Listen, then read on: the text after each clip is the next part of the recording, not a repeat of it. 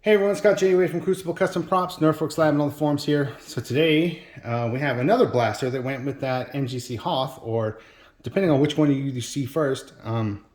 Same person commissioned both of these, and this is also a real MGC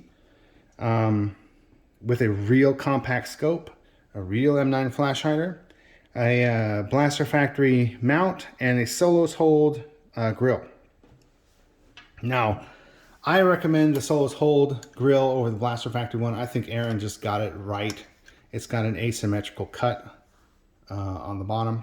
You can see one side is shorter than the other, and I think that's correct. That's how he discovered that. All the weathering there is accurate to the prop in the Chronicles photos. We have the screen version knobs.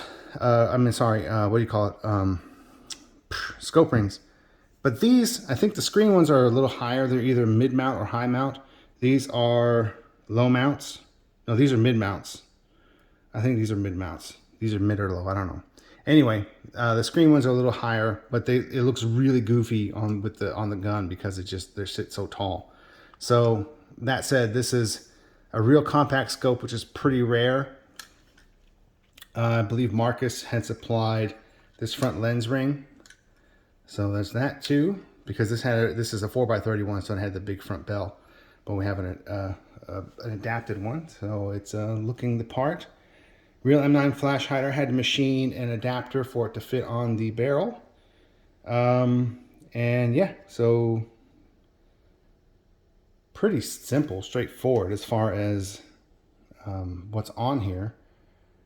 Very cool variant of the Dl44. It's a big sucker.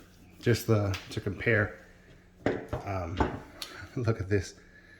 It makes this one look tiny, and this is just so big. But anyway, that's it. So yeah, thanks for watching.